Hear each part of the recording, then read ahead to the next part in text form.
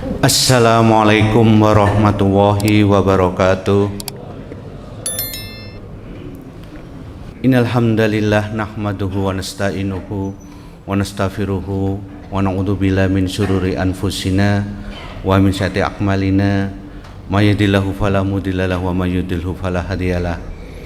Asyhadu an la ilaha illallah wa la syarikalah wa asyhadu anna Muhammadan abduhu rasuluh. Allahumma sholli ala Muhammad wa ala ali Muhammad. Allahumma inna as'aluka ilman nafi'an wa rizqan thayyiban wa amalan mutaqabbalan. Rabbi sholli sadri wa yassir li amri wahlul 'uqdatam min lisani yafqahu qawli, amma ba'du. Alhamdulillah selalu kita panjatkan pada Allah sebagai rasa syukur kita karena kita sangat beruntung. Di pagi hari ini kita termasuk oleh Allah diberi kemudahan, diberi kekuatan untuk datang sholat subuh berjamaah di Masjid Mujahidin yang kita cintai ini. Semoga ini kita tetap istiqomah, semoga kita tetap diberi sehingga nanti menjadi kebaikan bagi kehidupan kita di dunia dan di akhirat nanti. Amin ya rabbal alamin. Saya ucapkan jazakumullah khairan katsira kepada Takmir Mujahidin khususnya yang telah mengizinkan saya singgah. Saya dari Malang tapi aslinya arek Surabaya. Nggih, itu. Salawat serta salam kita ucapkan kepada junjungan kita Nabi Muhammad sallallahu alaihi wasallam. Allahumma sholli ala Muhammad wa ala ali Muhammad. Baik, maaf. Alhamdulillah. Ya. Saya lanjutkan perkenalan saya. Nama saya Dedi. Kalau dari nama udah tahu, saya bukan seorang muslim mu'alaf. Itu alhamdulillah masuk Islam kelas 1 SMA gara-garanya di Jawil.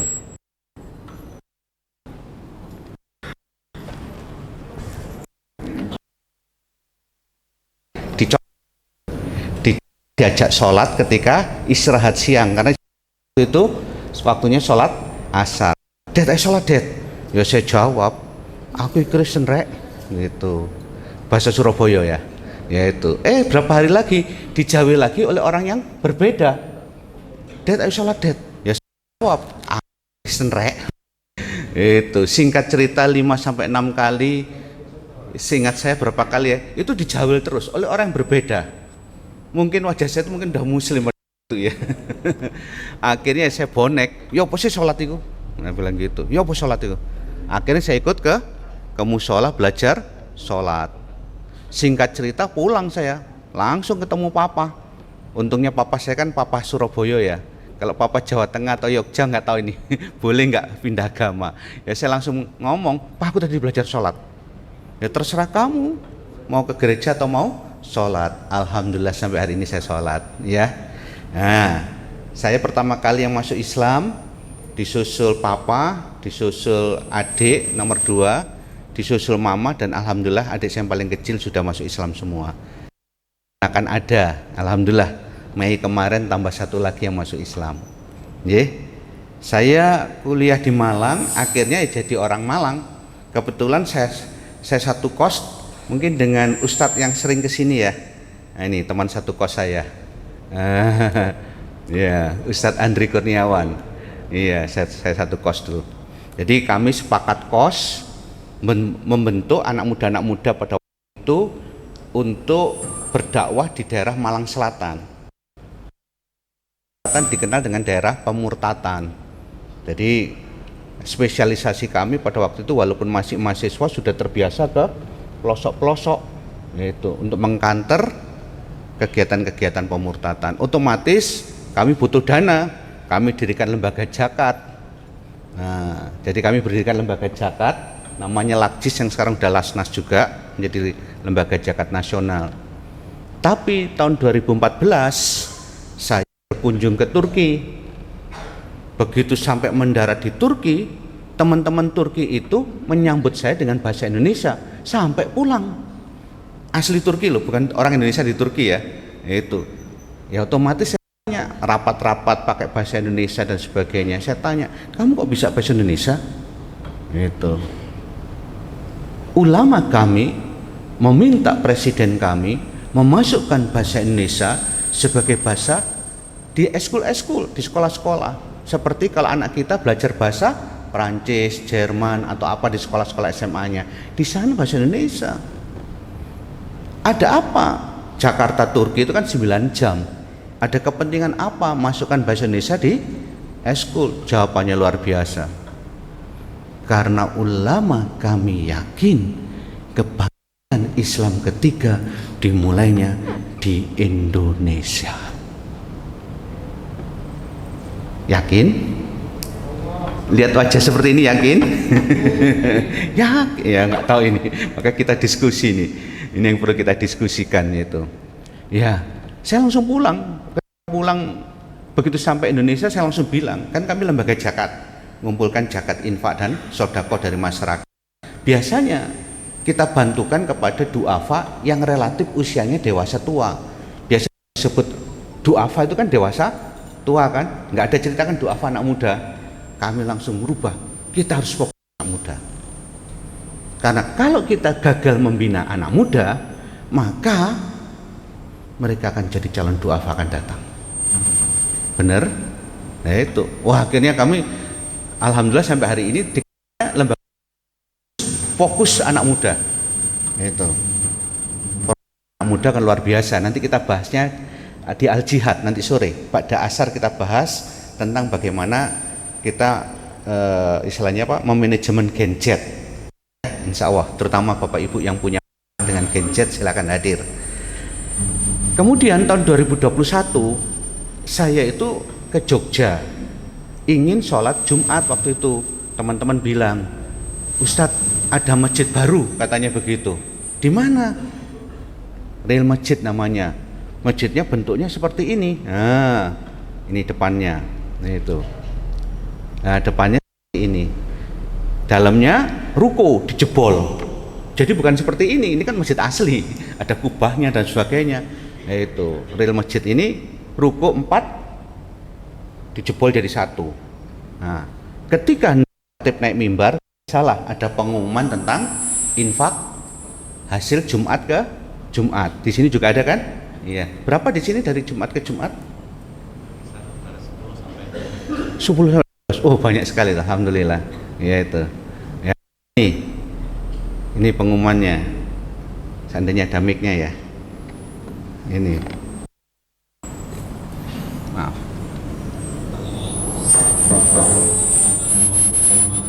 Tidak ada suara. Yang terkumpul total 97.828.161 rupiah, dan alhamdulillah sudah ditasarufkan, dipergunakan, dimanfaatkan untuk kesejahteraan jamaah dan umat sebesar 194.320.180 rupiah. Sehingga posisi klasemen infak di hari Jumat ini minus sebesar 96.492.019 rupiah. Masya Allah.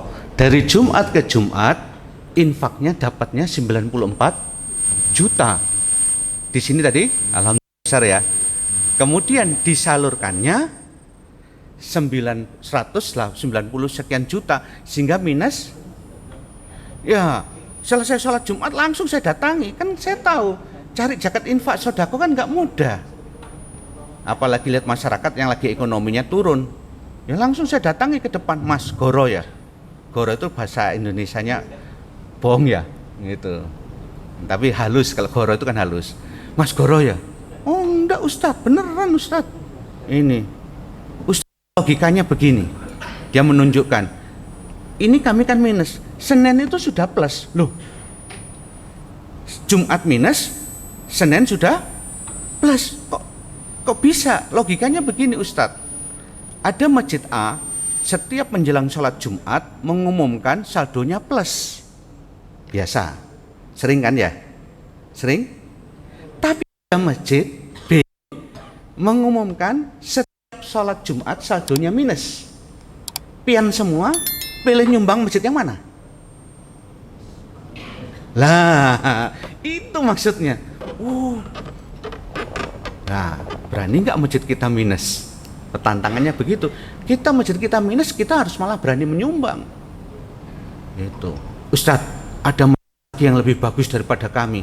Di mana? Di Pontianak. Wah, udah terlanjur basah. Saya akhirnya ke Pontianak. Nah, masjidnya di kampung non Muslim. Di kampung Muslim cuman jumlahnya, yang Muslim cuman jumlahnya 5 rumah. Itu masjidnya seperti ini. Nah, ini. Nah, masjidnya kurang lebih ukurannya 8 kali 12. Ini berapa ya ini ya? Wow. Apalagi nanti ditambah halaman belakang. Masya Allah. Ya, insya Allah jadi masjid yang luar biasa nanti. Amin. Yaitu infak per bulan yang dikumpulkan masjid ini 8 miliar. Ramadan 12 miliar. Mengucapkan kata-kata miliar kok susah ya? Iya. Masya Allah. Terima kasih. Bismillah. Alhamdulillah. Saya lanjutkan. Jadi begitu.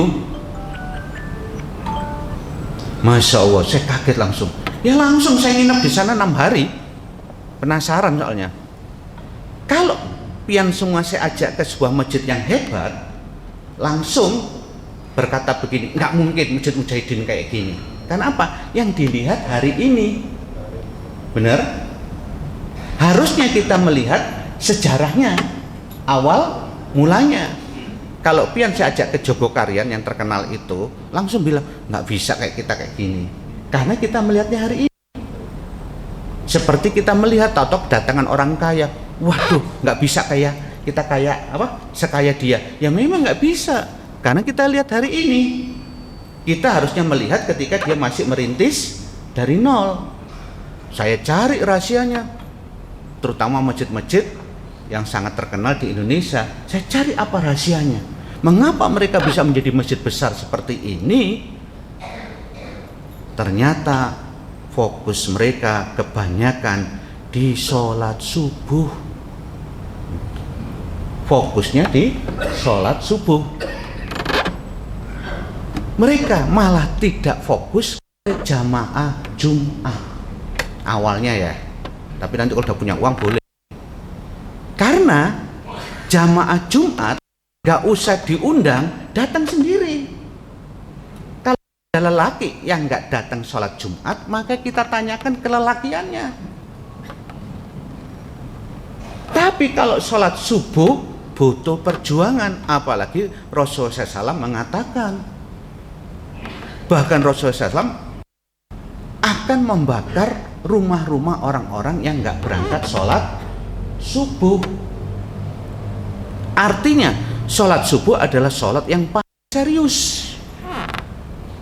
Kalau kita berhasil membuat jamaah datang di sholat yang paling sulit, maka kemungkinan besar sholat-sholat yang lain akan menjadi mudah bagi kita. Sepakat? Paham? Itu kuncinya. Ya.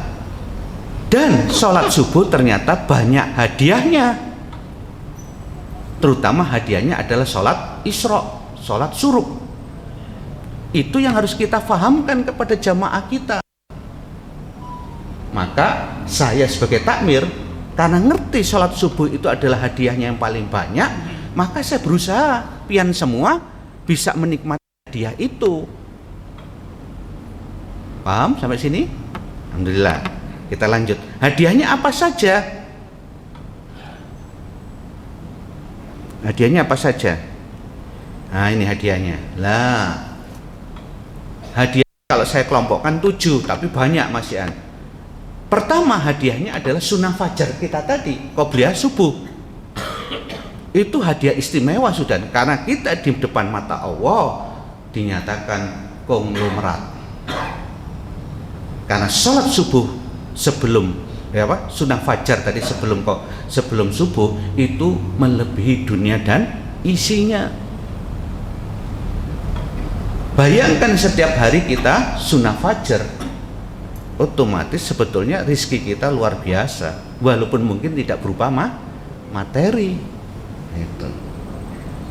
Hadiah yang kedua, kita nggak bisa berdebat karena jelas jamaah subuh lebih baik daripada jamaah di rumah, apalagi lebih baik daripada sholat sendiri di rumah.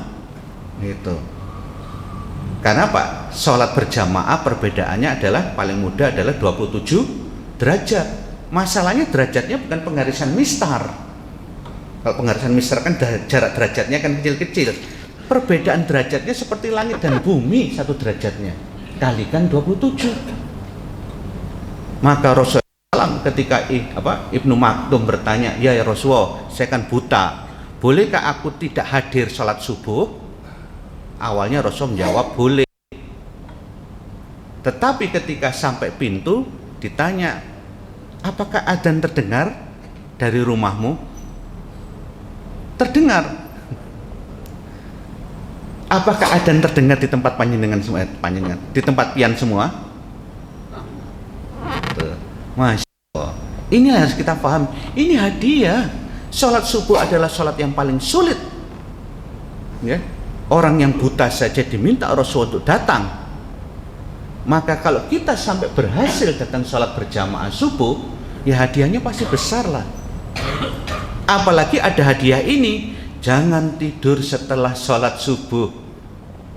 Nah, ini hadiah. Kenapa? Begitu kita sholat subuh, usahakan kita tidak tidur, karena dikatakan malaikat tengah bagi rezeki. Kalau di Jawa ada istilah, yang turu mari sholat subuh, maka rezeki ini dicocok PT. Jadi kalau tidur setelah subuh, kata orang Jawa, rezekinya akan dipatok ayam. Itu, maka usahakan kita tidak tidur. Gimana kalau saya takmir yang kumisnya tebal ya? Besok kita sepakat, begitu kita sholat subuh dimulai, saya kunci semua pintu, biar pian tidak bisa keluar semua. Sepakat? Biar nggak pulang tidur. Langsung takmirnya digelari, oh takmirnya sadis gitu ya kan. Nah, itu otomatis tidak, kita buat kegiatan untuk sampai kita mendapatkan hadiah door prize. Hadiah door prize kita adalah sholat Isra, sholat suruk. Jangan sampai nggak diambil ini. Nah, untuk mendapatkan sholat Isra atau sholat suruk, kita harus tetap duduk di masjid. Bolehlah keluar untuk berwudu. Tapi kalau keluar masjid sudah berubah, itu, ya. Otomatis saya sebagai takmir berusaha menjaga pian semua tetap duduk. Satu, biasanya saya ajak pian baca Quran. Di masjid-masjid di Jawa itu setelah sholat subuh baca Quran. 2 lembar setelah subuh, 2 lembar setelah duhur, 2 lembar setelah asar, 2 lembar setelah maghrib, 2 lembar setelah isya. Berapa lembar? 1 juz, 10 lembar itu. Maka rata-rata kita insya Allah dalam waktu 30 hari kita sudah khatam. Hanya cukup baca 2 lembar, 2 lembar, 2 lembar, di mana di depan sini ada yang baca, yang lain menyimak, mengikuti dengan cara bawa Quran atau HP dan sebagainya. Yang lebih keren lagi, di Jawa ada beberapa masjid yang sudah sepakat juznya sama.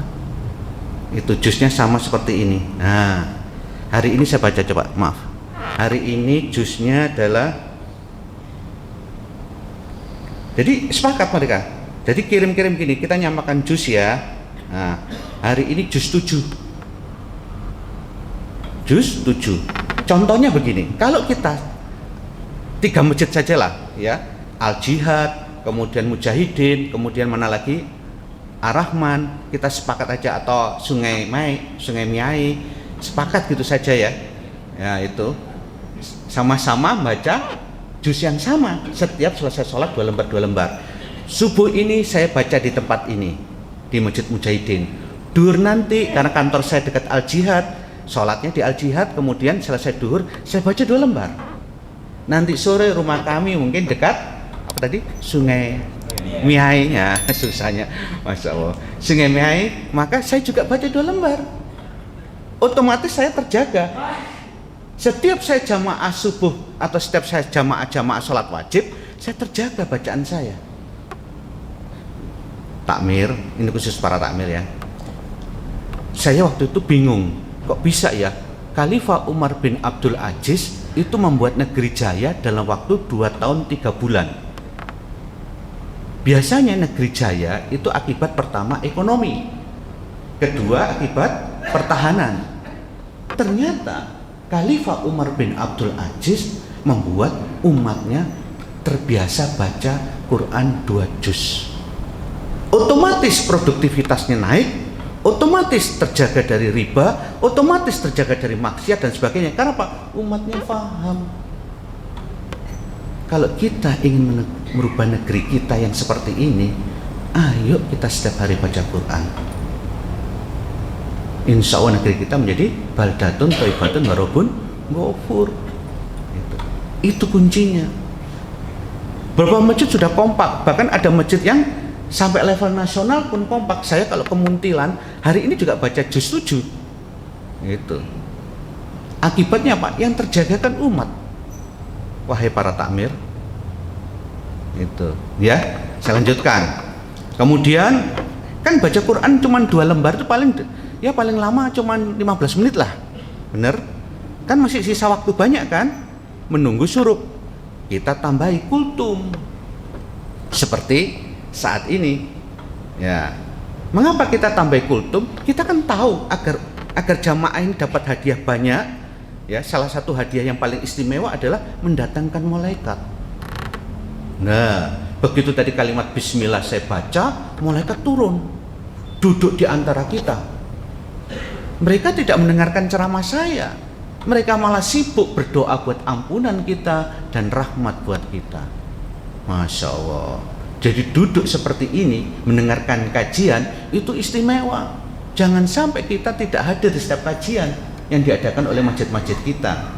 Ustadz, tapi kan masjid kami nggak punya bisaroh untuk ustadz-ustadznya. Gampang. Kita kompak, bacanya Riyadhus Shalihin, gantian di depan sampai nunggu waktunya suruk. Udah kan? Apalagi nanti Ramadan, masya Allah. Itu kan? Paham saya sini? Nah, saya loncati. Kita langsung ke nomor 7 dulu. Ya, nomor 6 saya loncati. Hadiah door prize-nya adalah sholat Isra. Begitu dititit, ya kalau Muhammadiyah ditambah 10 menit, ya dititit, ya kita sholat Isra, sholat 2 rakaat. Kalau kita sudah sholat Isra, maka kita nggak usah sholat duha. Ya, nah ini, duduk di masjid, tunggu dititit, hadiahnya itu yang paling istimewa. Seperti umroh dan haji, tamati, sempurna, sempurna. Apakah kita yang pernah haji dan umroh sempurna? Nggak yakin kan? Saya juga nggak yakin. Tapi ini dijanjikan oleh Rasulullah sempurna. Apalagi kalau bisa kita lakukan setiap hari. Siapa yang sudah terbiasa haji dan umroh setiap hari? Nggak ada. Ini tapi seolah-olah seperti umroh dan haji sempurna. Rasulullah itu paham pada suatu hari nanti umatnya akan tersebar di muka bumi yang mungkin jauh dari Mekah, sehingga untuk ke Mekah butuh perjuangan, butuh dana, butuh kesehatan. Maka Rasulullah luar biasa cintanya kepada kita, muncul hadis seperti ini. Ini door prize utama kita, jangan nggak diambil. Ya, sudah duduk di sini nggak ngambil, kan tanggung, kan hanya nunggu sebentar, hanya barang mungkin satu jam saja duduk. Nah, sekarang kita bahas yang nomor 6. Inilah yang membuat masjid-masjid tadi berhasil mencapai 8 miliar. Masjid yang tadi saya ceritakan, masjid mayoritas di sekitarnya non muslim, itu untuk mendatangkan jamaah subuh, kan jamaah subuhnya kan tidak ada kan? Karena cuma 5 rumah saja yang muslim, maka dia sewa bis sewa 2 bis untuk menjemput jamaah-jamaah dari kampung-kampung dibawa ke masjid kita ini. Awalnya dijemputi, setiap pulang diberi sesuatu, lama-lama akhirnya penuh 8 miliar. Jogokarian sama, Real Masjid sama, Al-Falah Sragen Ustadz Kusnadi sama, membutuhkan perjuangan untuk mendatangkan orang di saat sholat subuh. Nah, kita lanjutkan. Apa yang harus kita lakukan? Kita sebagai jamaah yang sudah diberi kemudahan datang sholat subuh, berkomitmen sedekah subuh. Alhamdulillah tadi ada yang jalan ya, kotak infak ya, alhamdulillah. Nah, itu kita berkomitmen sedekah subuh. Mengapa? Masya Allah, hadisnya keren. Nah, itu. Jadi setelah tadi malaikat bagikan rezeki buat kita, ada lagi malaikat turun lagi.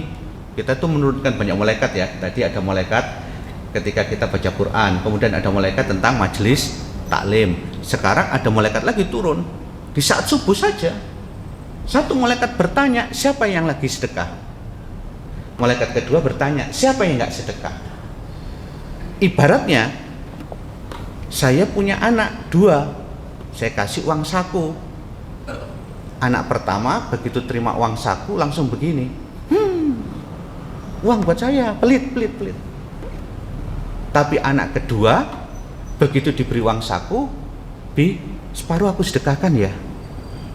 Ditambah nggak anak itu uang sakunya? Ya ditambah. Di saat malaikat bagikan rezeki, panjenengan pian malah masukkan kotak infak. Itu kuncinya. Itu. Berapa? Ya tergantung kesepakatan. Ya, seandainya kita sepakati berapa ya? Nah ini, kita sepakati seandainya 1.000 sajalah. Setiap datang sholat subuh, bawa 1.000 rupiah saja.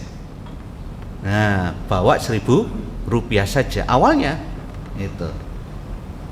Ya, 1.000 rupiah terlalu banyak nggak ya? Apa 500 perak aja? Itu. Uang 1.000 masih ada nggak ya? Nah, cuman takmir, mohon kotak infaknya dipisah. Kotak infak subuh, kotak infak umum atau kotak infak Jumat. Jangan sampai kotak infak Jumat dipakai untuk kegiatan subuh. Kita jamaah subuh ini kan jamaah istimewa yang imannya luar biasa, karena di saat orang tidur kita datang kan. Masa kita perlu disubsidi oleh infak Jumat? Oleh karena itu pisahkan. Karena Pak, penggunaan kotak infak Jumat harus kita pahami. Karena Pak, ini kepentingan takmir, kepentingan masjid kita. Nomor 1, kotak infak Jumat untuk operasional. Benar? Untuk listrik, air dan sebagainya. Nggak tahu listrik air di sini berapa sebulannya? Itu masjid kita ini. 6-7 juta. Memang masjid ini lebih luar biasa ya. Di masjid saya cuma 4 juta ya masjid kita, listrik sama air. Tapi per bulannya memang lebih sedikit infaknya. Ini luar biasa masjidnya ini. Alhamdulillah. Untuk kepentingan khotib Jumat, untuk kepentingan duafa yang lain, musyafir dan sebagainya yang datang, benar? Maka kita bangun sendiri. Kita bangun kotak baru namanya kotak sedekah subuh. Karena kotak sedekah subuh itu datangnya sedekahnya dari kita, maka bisa kembalinya ke kita. Nah, bentuknya apa? Agar menarik orang-orang semakin banyak datang sholat, masjid-masjid ini pertamanya biasanya ngadakan namanya pasar bahagia, yaitu memberi sayur ketika seusai sholat subuh. Mengapa sayur? Karena sayur adalah barang yang paling murah. Kalau dikasih sembako kemahalan. Nah, mulai paham? Di Malang sayur segini ini 20.000. Nggak tahu di sini ya. Itu. Nah, 20.000. Oleh karena itu kalau kita sepakat cukup 1.000-an saja. Ini. Ya ini, cukup 1.000-an saja per hari. Contoh, ini ada saya beri contoh masjid di Malang. Baru mulai masjid ini. sekitar 2 bulanan yang lalu. Pertama, jamaahnya nggak banyak, jamaahnya wah ini luar biasa banyak nih, 20 saja. Senin 1000, Selasa 1000, Rebo 1000 per orang ya, Kamis 1000, Jumat 1000, maka 6 hari kan otomatis terkumpul per orangnya kan 6.000, dikalikan 20 jamaah 120. Hari Ahadnya subuh-subuh dibelanjakan sayur ya, 3 macam sayurnya, habisnya 60.000, keluarnya sisanya ada 60.000. Ini videonya. Nah, ini videonya. Nah, ini. Itu videonya. Lanjut. Senin 6.000. Kita tetap datang bawa 1.000 saja. Ya, kalau mau bawa 10.000 boleh lah. Yang penting 1.000 saja. Itu.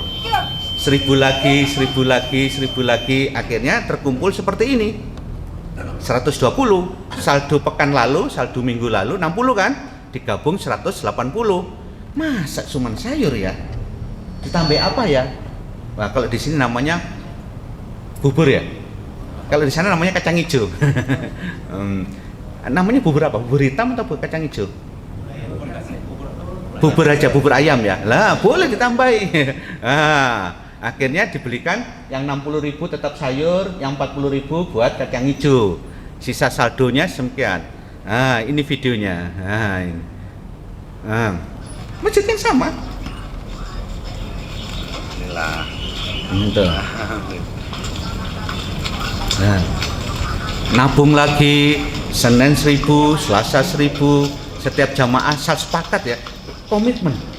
Komitmennya demikian. Mengapa kita bersedekah subuh di sini? Karena setiap ada orang yang datang sholat subuh baru, ya, akan jadi amaliyah kita bersama. Amaliyahnya akan panjang sampai yaumil akhir. Itu yang kita sepakati. Otomatis apalagi masjid kita jadi makmur. Nah, ini yang harus kita sepakati. Nabung lagi, 1.000 lagi, 1.000 lagi, ya. Akhirnya terkumpul, ditambah saldo kemarin, masa masih sayur sama bubur. Ayo dinaikkan lagi apa? Nasi bungkus. Nah, ini nasi bungkus berikutnya. Nah, lah itu. Ya. Kalau kita pakai sarapan boleh, tapi khawatirnya akhirnya menggunakan uang infak Jumat. Tapi kalau kita sayur berarti dari bawah kan, hasil kita sedekah kita sendiri-sendiri di sini. Itu. Singkat cerita, hari Sabtu kemarin saya ngisi lagi di masjid ini. Saya tanya, saldonya sudah berapa sekarang saldo sedekah subuh? Maaf, ini masjid kecil sekali. Di kampung lorong, bahkan sepeda motor saja nggak bisa masuk, ya. Motor saja nggak bisa masuk. Dia jawab, saldo kami sudah 3.200.000 Ustaz. Nah, begitu saya kemarin ngisi di sana, lain sudah, gayanya sudah beda. Nah, apa yang dibagi? Sembako. Nah, di sholat subuhnya bagi sembako. Hari Sabtu ini kemarin, hari Sabtu kemarin. Nah, itu, enggak jalan. Nah, ini, nah, sudah sembako. Paham? Kekuatan siapa ini? Kekuatan sedekah subuh jamaah. Ini yang paling penting. Harus kita garis bawahi. Kita jangan merepotkan takmir, tapi kita harus cari amaliyah supaya banyak jamaah subuh semakin datang. Singkat cerita, sudah mulai banyak masjid seperti ini. Ini masjid, setiap beli sayurnya 9 juta. Karena sedekah subuhnya sudah sangat banyak. Yang antri seperti ini sudah. Masya Allah. Gitu. Ya, Yang antri. Itu. Nggak tahu nanti antri berapa banyak nih. Sayurnya cukup nggak ini ya? Nah itu. Nah ini, Masya Allah. Masjid ini luar biasa ini. Ini saya agak cepatkan ya. Ketua takmirnya kebetulan seorang profesor. Awalnya nggak percaya sama saya. Bener tak Mas Dedi? Iya Ustadz. Saya ngeliat rahasianya di situ Ustadz. Rahasia apa? Sedekah subuh itu rahasia sebetulnya sekaligus memakmurkan uangnya masjid, sekaligus memperbanyak jamaah masjid. Nah ini. Nah ini beliau, Profesor Abdullah. Ini. Ada lagi masjid, nggak tanggung-tanggung, malah sayur bagiannya itu per pekan. Bisa dibayangkan. Habisnya 3 jutaan, yang terima rata-rata 350 seperti ini. Nah. Oh ya, Masya Allah, ramai masjidnya. Nah itu. Bapak Ibu ini rahmati Allah, saya kembali ke penjelasan saya. Bu, kekuatan sedekah subuh itu sebetulnya yang dibangun adalah kekuatan emak-emak. Kita jujur bapak-bapak, yang bangunkan kita sholat subuh siapa? Emak. Tapi sayangnya kita tidak bawa emak ke masjid, karena kita khawatir kita nanti nggak sarapan kan? Kita khawatir nanti begitu pulang sholat subuh belum ada makanan kan? Halo, bapak-bapak jujur, ya apalagi yang mau bekerja kan begitu. Terus akhirnya ibu-ibu nggak ikut sholat subuh, nggak ikut sampai nunggu suruh Isra. Kita karena takmir yang paham, yang ngerti, Bu nggak usah khawatir, kami udah sediakan sayur, nanti pulang tinggal menumis. Bu, nanti pulang tinggal masak. Ayo duduk sama bapak ikut sampai Isra. Alhamdulillah Bu, uang kita tambah banyak. Ya setelah sayur kan pasar bagia ya. Alhamdulillah Bu, uang kita tambah banyak. Sekarang sayurnya dimasaknya siang saja. Paginya karena masjid sudah bisa menyediakan sarapan pagi, karena uang sedekah subuh kita tambah banyak. Maka Bu, ajak suami ibu sama anak-anak sarapan pagi di tempat ini sehingga ibu tidak perlu repot-repot masak. Semula individu yang berangkat, sekarang yang berangkat ke masjid sekeluarga. Tuh. Alhamdulillah Bu, sedekah subuh kita bertambah banyak. Ya, sekarang setelah kita sayur, kemudian kita sarapan pagi, berikutnya kita buat pasar murah Bu. Maaf, sebelum saya lanjutkan ini, angkat tangan dulu. Siapa yang punya usaha sembako? Halo, angkat tangan dulu. Oh, kan ada yang berani angkat tangan ya. Itu ya. Jadi begini, kita kulaan namanya kulaan di sini juga kulaan ya. Ambil beli yang murah, yang paling murah di kota kita ini, kemudian dijual di situ dengan harga tanpa mengambil keuntungan. Seandainya beras harganya 12.800, dijualnya 12.800. Seandainya minyak harganya 15, dijual 15. Tahan masjid, jangan keburu-buru ngambil keuntungan. Karena yang penting jamaah subuh bertambah banyak. Itu. Oh, bayangkan bagaimana ibu-ibu nggak bawa suami dan anaknya ke masjid. Kalau di masjid ada sayur, ada sarapan, ada pasar murah. Gitu. Mulai paham? Ada masjid komplit di Malang. Ini contoh dulu, contoh. Ini contoh masjid yang tadi, yang kotak infaknya terpisah. Besarnya sedekah subuh meningkat. Karena memang sedekah subuh lebih cepat meningkat. Karena apa? Karena kita komitmen. Sekarang sedekah subuhnya 58% dibanding infak Jumat. Nah, itu meningkatnya luar biasa. Kita kembali, ada di Malang, ada masjid komplit ngerjakannya. Ini namanya Masjid Al-Hikmah. Ini. Jadi ada pasar bagiannya, gang sempit ya, ada sarapannya, ada pasar murahnya, karena berhasil bangun sedekah subuhnya. Seperti ini ramenya. Ada sebuah masjid namanya Masjid Al-Hikmah. Ya saya enggak. Alhamdulillah, ini masjid berdiri tahun berapa ini masjidnya ya? Saya cepatin dikit ya.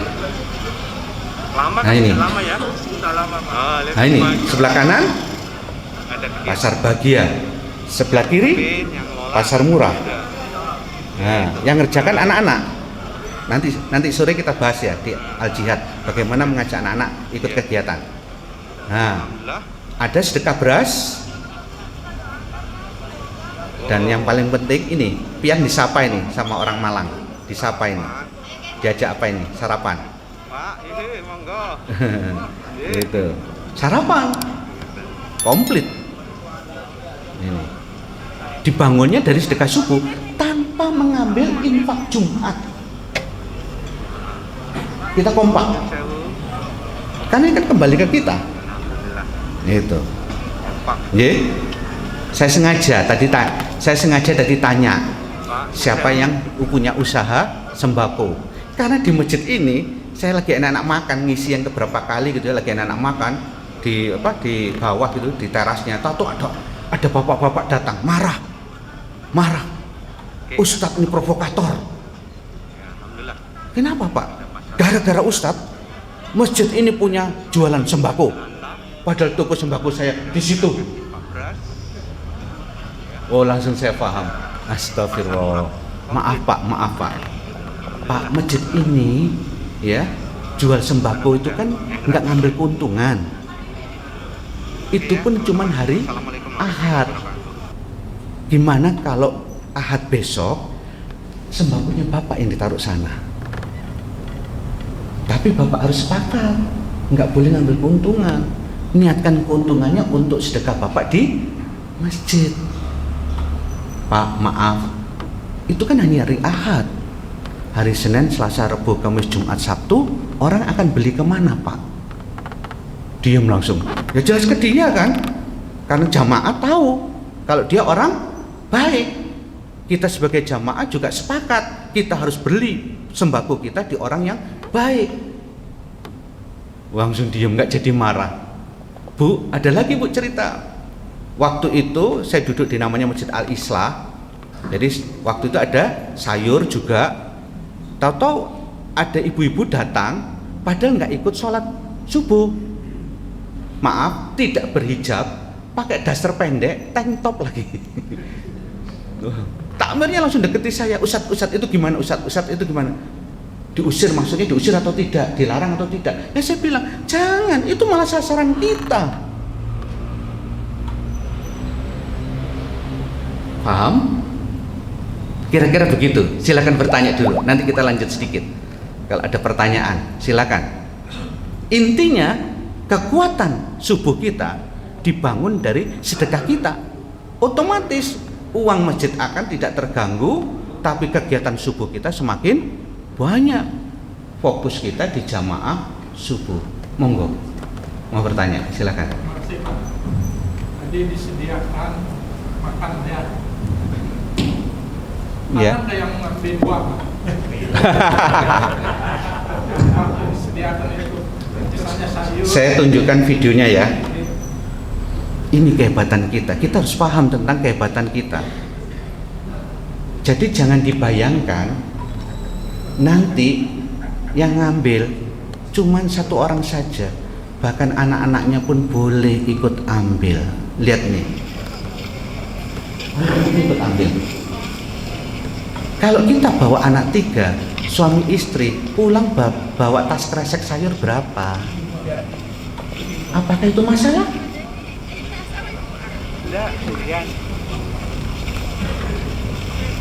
Tuh. Ini kehebatan kita. Makanya kita pilih sayur dulu, jangan pilih sembako. Kalau sembako berat nanti. Asumsinya 6.000 tadi dikumpulkan per hari 1.000 ya. Karena Malang kan sayur murah. Sebetulnya kita per orangnya cuma 3.000. Artinya ada 3.000 sisa yang diberikan kepada orang lain. Itu, jangan khawatir. Itu. Bahkan saya kalau sudah di masjid-masjid ini, saya bilangnya udah beda sekarang. Kalau dulu kan masih bilang ayo ngerintis sayur, ayo ngerintis sayur, ayo ngerintis sayur. Sekarang saya sudah enggak bilangnya begini. Bu, ibu-ibu kan sama bapak-bapak sudah diberi kemudahan oleh Allah untuk datang sholat subuh. Yang sholat merupakan sholat paling sulit. Sekarang saya bertanya ke bapak ibu, apakah perlu sayur untuk datang sholat subuh? Apakah perlu bubur? Yang sering diramaikan itu buburnya itu. Kan enggak. Gimana kalau kita sepakat sayur yang kita bawa pulang tidak dimasukkan rumah kita, tapi dimasukkan ke tetangga yang tidak berangkat sholat subuh. Tantangan saya berikutnya begitu kepada mereka. Saya tantang takmir sekarang untuk memberi setiap orang bukan 1 tas kresek, 2 tas kresek. Saya istilahnya tas kresek ya, yaitu 1 untuk rumahnya, 1 untuk tetangganya yang nggak datang sholat subuh.